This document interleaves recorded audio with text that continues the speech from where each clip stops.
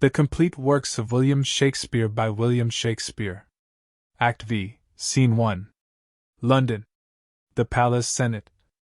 Enter the King, Gloucester, and Exeter King Henry. Have you perused the letters from the Pope, the Emperor, and the Earl of Armagnac? Gloucester. I have, my lord, and their intent is this: they humbly sue unto your excellence to have a godly peace concluded of between the realms of England and of France. King Henry. How doth your grace affect their motion? Gloucester. Well, my good lord, and as the only means to stop effusion of our Christian blood and establish quietness on every side. King Henry. Ay, marry, uncle, for I always thought it was both impious and unnatural that such amenity and bloody strife should reign among professors of one faith. Gloucester. Beside, my lord, the sooner to effect and sure bind this knot of amity, the Earl of Armagnac, near knit to Charles, a man of great authority in France, proffers his only daughter to your grace in marriage, with a large and sumptuous dowry. King Henry. Marriage, uncle! Alas, my years are young, and fitter is my study and my books than wanton dalliance with a paramour.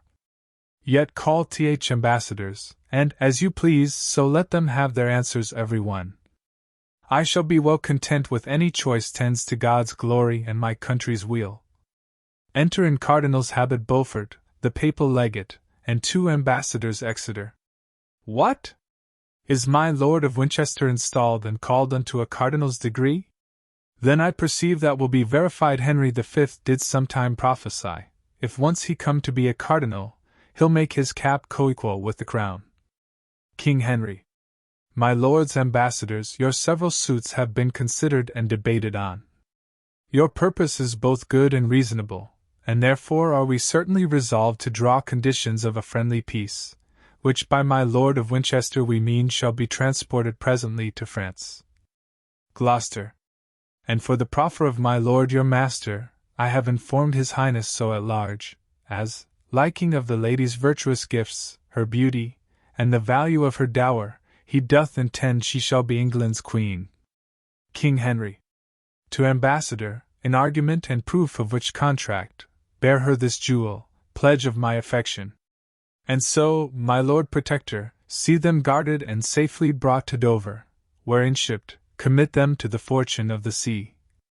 Exeunt all but Winchester and the legate Winchester. Stay, my lord legate, you shall first receive the sum of money which I promised should be delivered to his holiness for clothing me in these grave ornaments. Legate. I will attend upon your lordship's leisure. Winchester. Aside, now Winchester will not submit, I trow, or be inferior to the proudest peer. Humphrey of Gloucester, thou shalt well perceive that neither in birth or for authority the bishop will be overborne by thee. I'll either make thee stoop and bend thy knee, or sack this country with a mutiny. Exeunt Scene 2. France. Plains and Anjou. Enter Charles, Burgundy, Alençon, Bastard, Rainier, La Pucelle, and forces Charles. These news, my lords, may cheer our drooping spirits. 'Tis said the stout Parisians do revolt and turn again unto the warlike French. Alençon. Then march to Paris, royal Charles of France, and keep not back your powers and dalliance. Pucelle. Peace be amongst them, if they turn to us, else ruin combat with their palaces. Enter a scout. Success unto our valiant general, and happiness to his accomplices. Charles. What tidings send our scouts? I prithee speak. Scout. The English army, that divided was into 2 parties, is now conjoined in one, and means to give you battle presently. Charles. Somewhat too sudden, sirs, the warning is, but we will presently provide for them. Burgundy. I trust the ghost of Talbot is not there. Now he is gone, my lord, you need not fear. Pucelle. Of all base passions fear is most accursed. Command the conquest, Charles, it shall be thine, let Henry fret and all the world repine. Charles. Then on, my lords, and France be fortunate. Exeunt Scene 3. Before Angers Alarum, excursions. Enter La Pucelle. The regent conquers and the Frenchmen fly. Now help, ye charming spells and periapts, and ye choice spirits that admonish me and give me signs of future accidents. Thunder, you speedy helpers that are substitutes under the lordly monarch of the north, appear and aid me in this enterprise. Enter Finds. This speedy and quick appearance argues proof of your accustomed diligence to me. Now, ye familiar spirits that are culled out of the powerful regions under earth, help me this once, that France may get the field. They walk and speak not, oh, hold me not with silence over long. Where I was wont to feed you with my blood, I'll lop a member off and give it you in earnest of a further benefit, so you do condescend to help me now. They hang their heads, no hope to have redress? My body shall pay recompense, if you will grant my suit. They shake their heads, cannot my body nor blood sacrifice entreat you to your wonted furtherin? See? Then take my soul, my body, soul, and all, before that England give the French the foil. They depart, see! They forsake me. Now the time is come that France must veil her lofty plumed crest and let her head fall into England's lap. My ancient incantations are too weak, and held too strong for me to buckle with. Now, France, thy glory drippeth to the dust. Exit excursions. Enter French and English, fighting. La Pucelle and York fight hand to hand. La Pucelle is taken. The French fly York. Damsel of France, I think I have you fast. Unchain your spirits now with spelling charms, and try if they can gain your liberty. A goodly prize, fit for the devil's grace. See how the ugly witch doth bend her brows as if, with Circe, she would change my shape. Pucelle. Chan to a worser shape thou canst not be. York. Oh, Charles the Dauphin is a proper man, no shape but his can please your dainty eye. Pucelle. A plaguing mischief fight on Charles and thee. And may ye both be suddenly surprised by bloody hands, in sleeping on your beds. York. Fell banning hag, enchantress, hold thy tongue. Pucelle. I prithee give me leave to curse awhile. York. Curse, miscreant, when thou comest to the stake. Exeunt alarum. Enter Suffolk, with Margaret in his hand. Suffolk. Be what thou wilt, thou art my prisoner. Gazes on her, O fairest beauty, do not fear nor fly. For I will touch thee but with reverent hands. I kiss these fingers for eternal peace, and lay them gently on thy tender side. Who art thou? Say, that I may honor thee. Margaret. Margaret my name, and daughter to a king, the king of Naples whosoe'er thou art. Suffolk. An earl I am, and Suffolk am I called. Be not offended, nature's miracle, thou art allotted to be ta'en by me.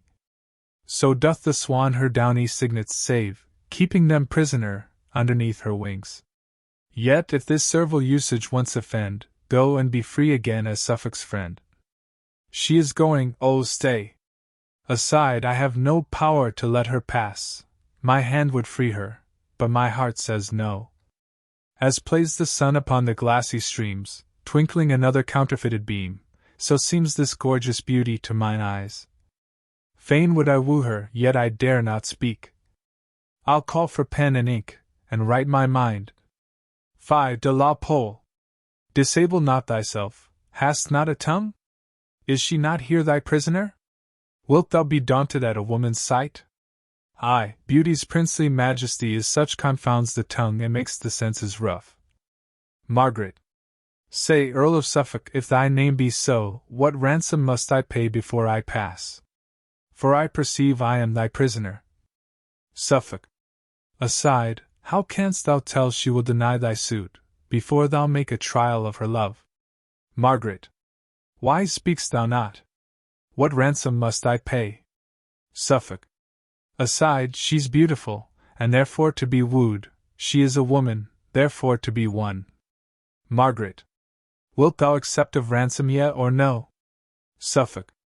Aside, fond man, remember that thou hast a wife, then how can Margaret be thy paramour? Margaret. I were best leave him, for he will not hear. Suffolk. Aside, there all is marred, there lies a cooling card. Margaret. He talks at random, sure the man is mad. Suffolk. Aside, and yet a dispensation may be had. Margaret. And yet I would that you would answer me. Suffolk. Aside, I'll win this Lady Margaret. For whom? Why, for my king. Tush, that's a wooden thing.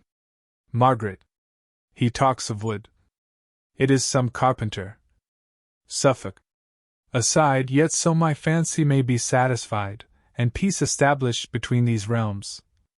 But there remains a scruple in that too, for though her father be the King of Naples, Duke of Anjou and Maine, yet is he poor, and our nobility will scorn the match. Margaret. Hear ye, Captain, are you not at leisure?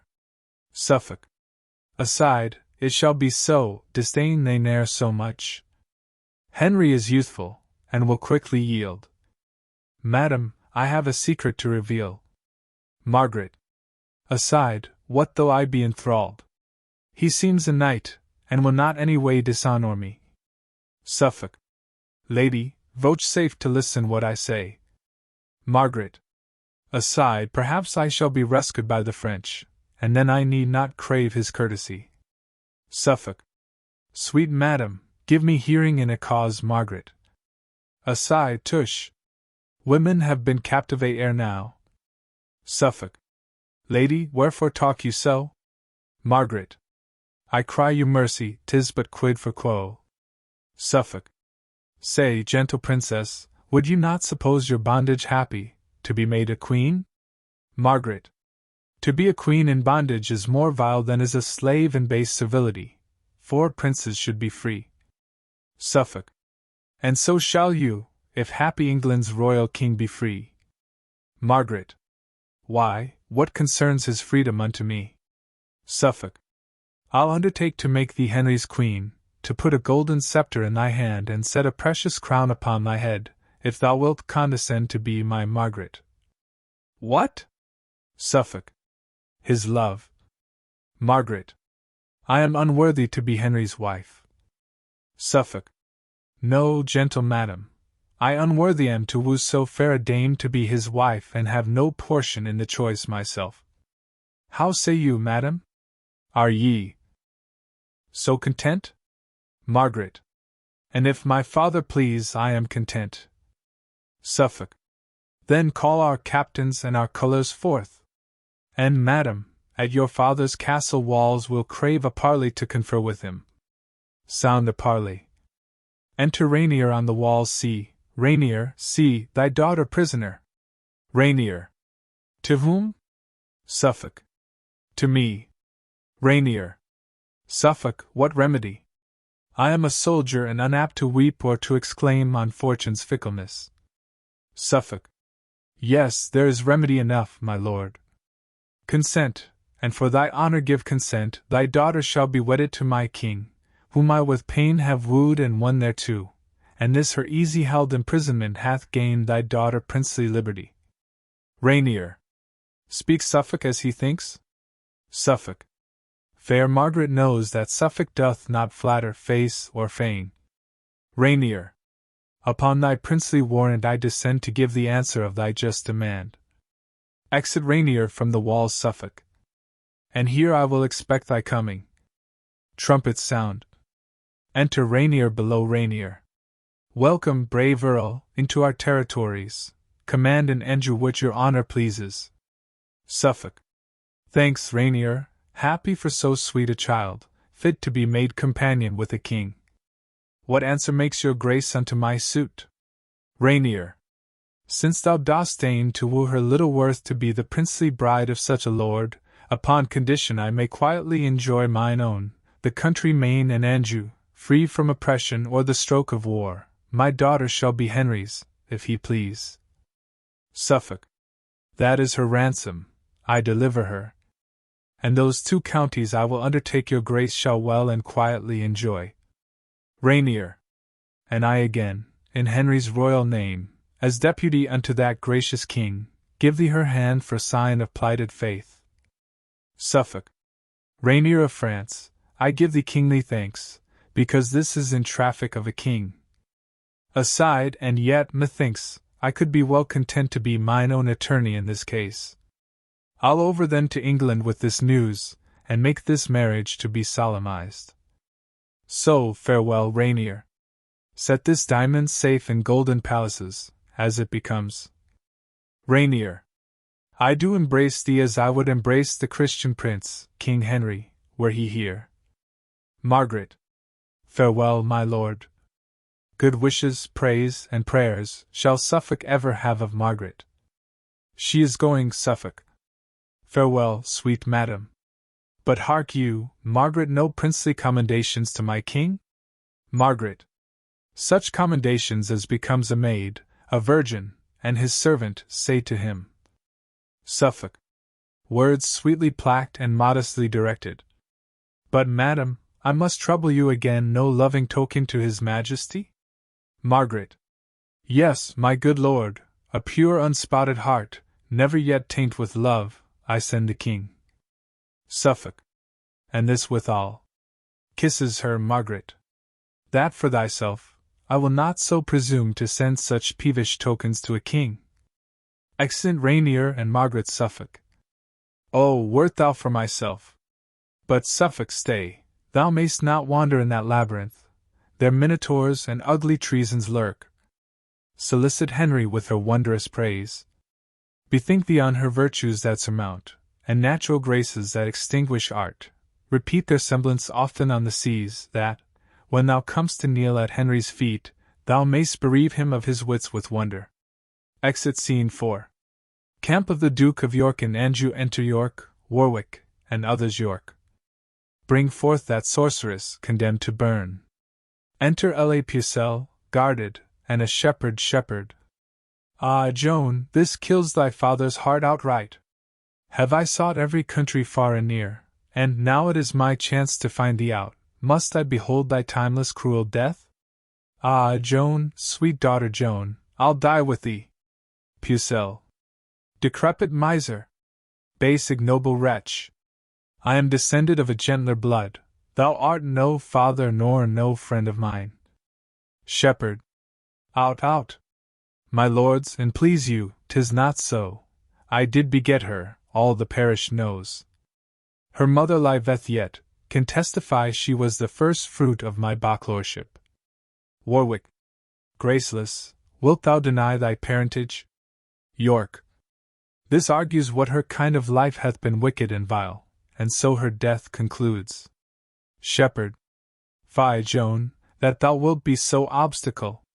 God knows thou art a collop of my flesh, and for thy sake have I shed many a tear. Deny me not, I prithee, gentle Joan. Pucelle. Peasant, avaunt! You have suborned this man of purpose to obscure my noble birth. Shepherd. 'Tis true, I gave a noble to the priest the morn that I was wedded to her mother. Kneel down and take my blessing, good my girl. Wilt thou not stoop? Now cursed be the time of thy nativity. I would the milk thy mother gave thee when thou suckedst her breast had been a little rat's bane for thy sake. Or else, when thou didst keep my lambs afield, I wish some ravenous wolf had eaten thee. Dost thou deny thy father, cursed drab? Oh, burn her, burn her! Hanging is too good. Exit York. Take her away, for she hath lived too long, to fill the world with vicious qualities. Pucelle. First let me tell you whom you have condemned, not me, begotten of a shepherd's swain, but issued from the progeny of kings, virtuous and holy, chosen from above by inspiration of celestial grace, to work exceeding miracles on earth. I never had to do with wicked spirits. But you, that are polluted with your lusts, stained with the guiltless blood of innocence, corrupt and tainted with 1,000 vices, because you want the grace that others have, you judge it straight a thing impossible to compass wonders but by help of devils. No, misconceived. Joan of Arc hath been a virgin from her tender infancy, chaste and immaculate in very thought, whose maiden blood, thus rigorously effaced, will cry for vengeance at the gates of heaven. York. Aye. Away with her to execution. Warwick. And hark ye, sirs, Because she is a maid, spare for no faggots, let there be enow. Place barrels of pitch upon the fatal stake, that so her torture may be shortened. Pucelle. Will nothing turn your unrelenting hearts? Then, Joan, discover thine infirmity that warranteth by law to be thy privilege. I am with child, ye bloody homicides. Murder not then the fruit within my womb, although ye hale me to a violent death. York. Now heaven forfend! The holy maid with child. Warwick. The greatest miracle that e'er ye wrought, is all your strict preciseness come to this? York. She and the Dauphin have been juggling. I did imagine what would be her refuge. Warwick. Well, go to. We'll have no bastards live, especially since Charles must father it. Pucelle. You are deceived. My child is none of his, it was Alençon that enjoyed my love. York. Alençon, that notorious Machiavel. It dies, and if it had 1,000 lives. Pucelle. Oh, give me leave, I have deluded you. 'Twas neither Charles nor yet the Duke I named, but Rainier, King of Naples, that prevailed. Warwick. A married man! That's most intolerable. York. Why, here's a girl. I think she knows not well there were so many whom she may accuse. Warwick. It's sign she hath been liberal and free. York. And yet, forsooth, she is a virgin pure.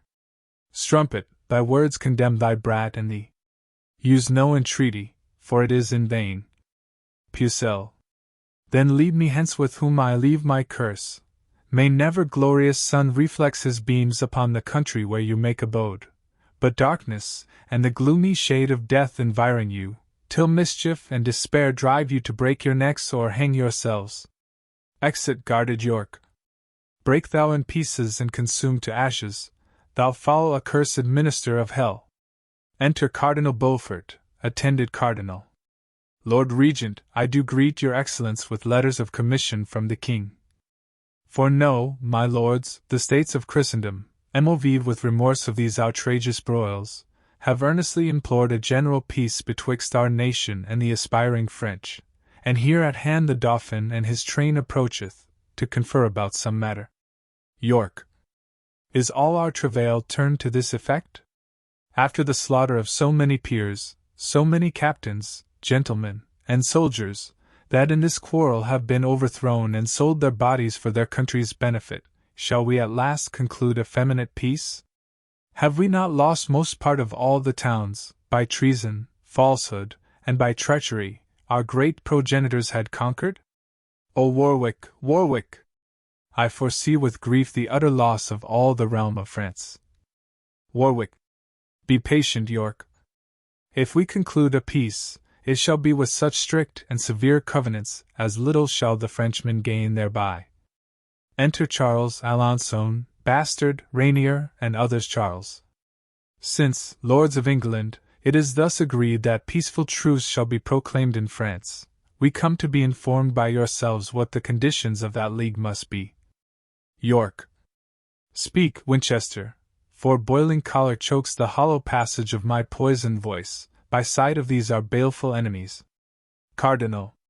Charles, and the rest, it is enacted thus, that, in regard King Henry gives consent, of mere compassion and of lenity, to ease your country of distressful war, and suffer you to breathe in fruitful peace, you shall become true liegemen to his crown, and Charles, upon condition thou wilt swear to pay him tribute and submit thyself, thou shalt be placked as viceroy under him, and still enjoy thy regal dignity. Alençon. Must he be then as shadow of himself? Adorn his temples with a coronet, and yet, in substance and authority, retain but privilege of a private man? This proffer is absurd and reasonless. Charles. 'Tis known already that I am possessed with more than half the Gallian territories, and therein reverent for their lawful king. Shall I, for lucre of the rest unvanquished, detract so much from that prerogative as to be called but viceroy of the whole? No, Lord Ambassador, I'll rather keep that which I have than, coveting for more, be cast from possibility of all. York.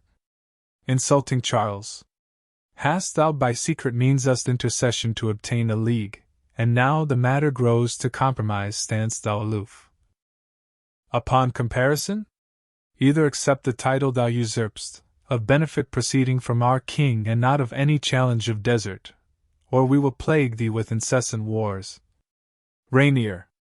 To Charles, my lord, you do not well in obstinacy to cavil in the course of this contract. If once it be neglected, 10 to 1 we shall not find like opportunity. Alençon. To Charles, to say the truth, it is your policy to save your subjects from such massacre and ruthless slaughters as are daily seen by our proceeding in hostility, and therefore take this compact of a truce, although you break it when your pleasure serves. Warwick. How say'st thou, Charles? Shall our condition stand? Charles. It shall. Only reserved, you claim no interest in any of our towns of garrison. York. Then swear allegiance to his majesty, as thou art knight, never to disobey nor be rebellious to the crown of England thou, nor thy nobles, to the crown of England. Charles and the rest give tokens of fealty, so now dismiss your army when ye please. Hang up your ensigns, let your drums be still, for here we entertain a solemn peace. Extant Scene 5. London. The palace enter Suffolk, in conference with the King, Gloucester, and Exeter King Henry.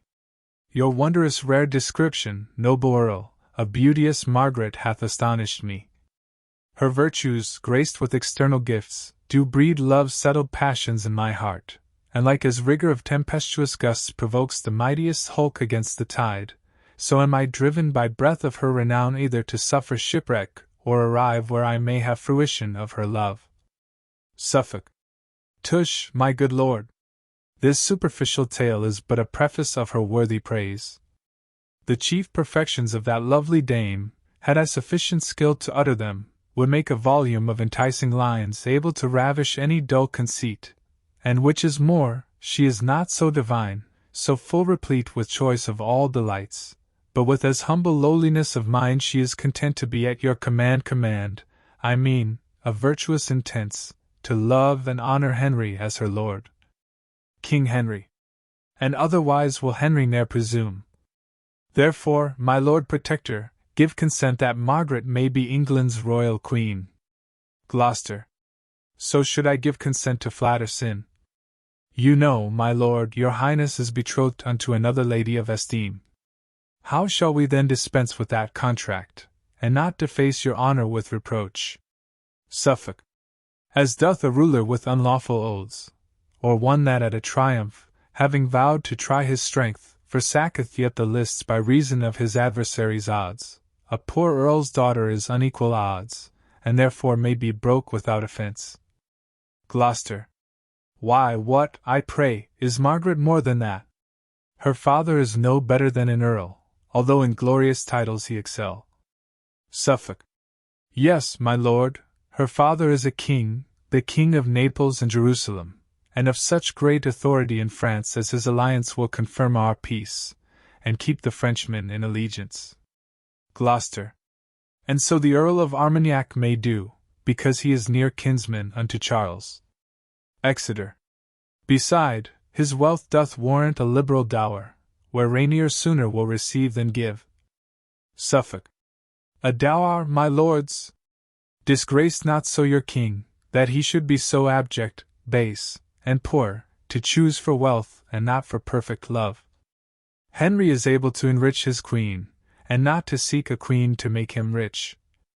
So worthless peasants bargain for their wives, as market men for oxen, sheep, or horse. Marriage is a matter of more worth than to be dealt in by attorneyship, not whom we will, but whom his grace affects, must be companion of his nuptial bed. And therefore, lords, since he affects her most, it most of all these reasons bindeth us in our opinion she should be preferred. For what is wedlock forced but a hell, an age of discord and continual strife? Whereas the contrary bringeth bliss, and is a pattern of celestial peace. Whom should we match with Henry, being a king, but Margaret, that is daughter to a king? Her peerless feature, joined with her birth, approves her fit for none but for a king.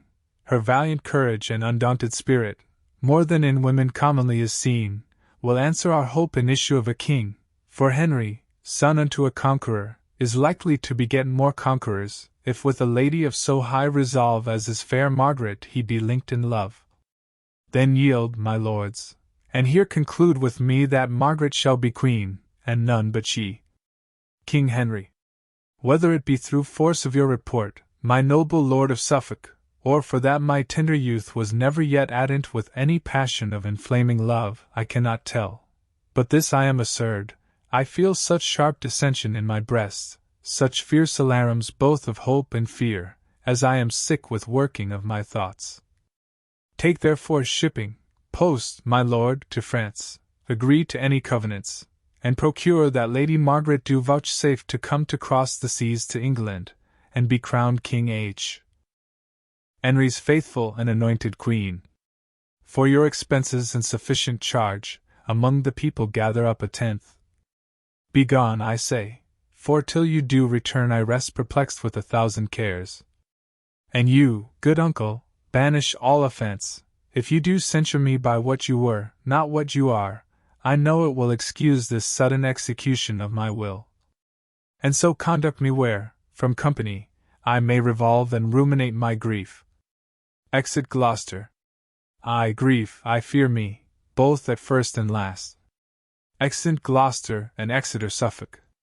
Thus Suffolk hath prevailed, and thus he goes, as did the youthful Paris once to Greece, with hope to find the like event in love but prosper better than the Troyan did. Margaret shall now be queen, and rule the king, but I will rule both her, the king, and realm. Exit the second part of King Henry VI. Dramatis Personae. King Henry VI. Humphrey, Duke of Gloucester, his uncle Cardinal Beaufort, Bishop of Winchester, great-uncle to the King Richard Plantagenet, Duke of York Edward and Richard, his sons Duke of Somerset, Duke of Suffolk, Duke of Buckingham, Lord Clifford, young Clifford, his son Earl of Salisbury, Earl of Warwick, Lord Scales, Lord Sir Humphrey Stafford, William Stafford, his brother Sir John Stanley Vaux, Matthew Gough, a lieutenant, a shipmaster, a master's mate, and Walter Whitmore, 2 gentlemen, prisoners with Suffolk, John Hume and John Southwell, 2 priests, Roger Bolingbroke, a conjurer, a spirit raised by him, Thomas Horner, an armourer, Peter, his man clerk of Chatham, Mayor of St. Albans, Saunders Simcox, an impostor, Alexander Iden, a Kentish gentleman, Jack Cade, a rebel, George Bevis, John Holland, Dick the Butcher, Smith the Weaver, Michael, and C. followers of Cade, 2 murderers, Margaret, Queen to King Henry, Eleanor, Duchess of Gloucester, Marjorie Jourdain, a witch wife to Simcox, lords, ladies, and attendants, petitioners, aldermen, a herald, a beadle, a sheriff, officers, citizens, prentices, falconers, guards, soldiers, messengers, and scene England.